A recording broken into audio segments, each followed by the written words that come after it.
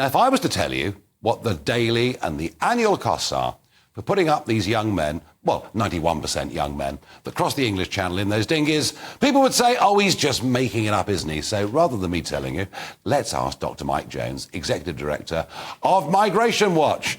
Mike, how much is it now costing us on a daily basis to accommodate people in hotels, private apartments, and all the different methods that we use? It's astonishing. It's 8 million a day. 8 million? Yes, this has increased from 6 million. It's increased by a third since Rishi Sunak has come into office. The cost of the asylum system per annum is, close to 4 billion now and rising. Close to 4 billion pounds a year. And this is just the asylum system. That's without considering the costs of mass legal economic migration on housing and infrastructure.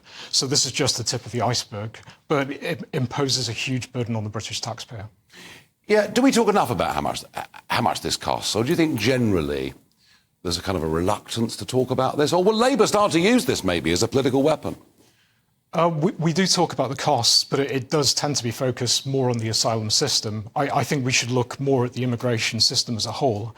But obviously this is a very visual phenomenon. Yeah. You have people in dinghies coming over. Yeah. They're being housed in hotels, subsidised at the expense of the British taxpayer.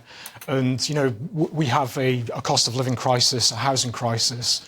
We have young people who can't get onto the property ladder, people paying half their income to live in mouldy shoeboxes. So we had a young guy called George, I don't know what he was, 19, 20 perhaps, on a live show we did with a live audience last Thursday up in Essex. And he said, look, I'm a young person, I have to scrimp and scrape and fight for everything. Yeah. And of course, housing, a huge cost for young people. Mm.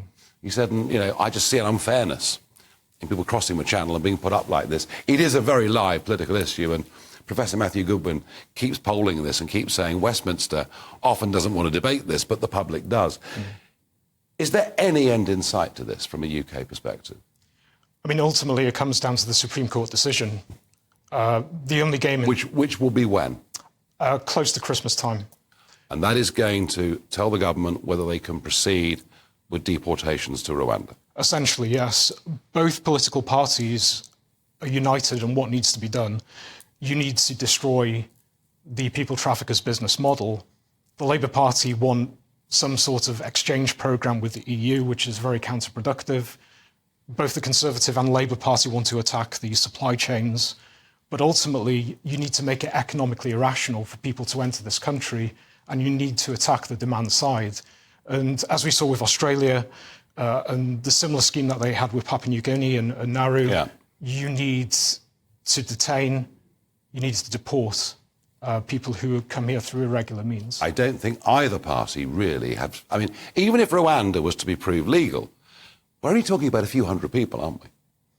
Well, it does depend on a number. You need to deport a critical mass of people for the scheme to actually work, because it needs to be a disincentive. If you're talking about small numbers, then it's not going to work. It was unclear to me how many Rwanda would take. Was it 200? Was it 2,000? It definitely wasn't 20,000. That I do know.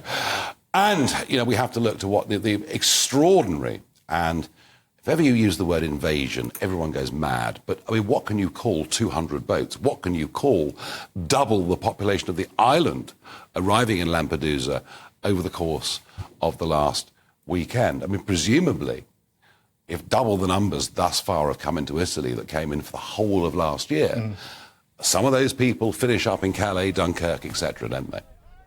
Yes, and it's not just Lampedusa. There are various gateways into Europe, around Greece, the Spanish islands, even the Balkans.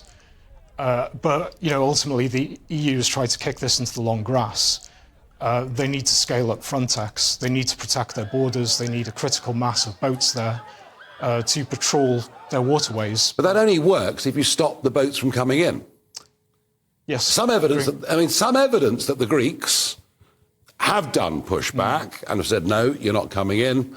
I didn't see much appetite from Ursula von der Leyen to actually do this. It would seem this is becoming, across Europe, perhaps the most divisive political issue of the lot. It is. The ironic thing, the EU actually has a bilateral deal with Tunisia, which includes a returns policy, so why aren't they enacting it? But it is very divisive because the EU has to make a decision. Is it a globalist organisation that wants to benefit humanity as a whole, or is it a sort of continentalist supranational group that tries to benefit European citizens? And there are huge divisions there. Yeah, I saw the former president of Germany saying, hey, we've got to put a number on this, enough's enough. We've got Hungary, Poland saying no more. We've even got the Swedish Democrats in coalition government in Sweden saying no more. It looks as though the South could be completely swamped. Yes, and it could potentially tear the European Union apart. I can't imagine the Hungarians or the Poles or even the French are very happy about the situation. And, it's an existential crisis for the EU, essentially. And they've got to make their mind up. Do they police their external borders, or do they absorb these people? And Well, I warned them, Mike, I warned them back in 2015 that if you allowed people just to set foot on soil, having crossed the Mediterranean, if they could stay, I said many millions would come. And last night on this programme, I was challenged. I was speaking to an Italian journalist when I said, well, if we go down this route, many millions more will come. And she said, well, Nigel, not millions. Well, I did some homework today on this. Since that speech I gave in the European Parliament, 4.7 million people have claimed asylum somewhere in the European Union, and it'll be 4.7 million more unless something is done. Mike, final thought, heading up to our general election, it's not that far away. Can we see clearly that this will be a big issue? yeah, I think the Conservative Party are hoping that the election becomes a referendum on the Rwanda plan. And I think the Labour Party have made a rod for their own back on this, because if it does work, if the deterrent effect does actually take place, Keir Starmer has the option either to stick with his policy or backtrack.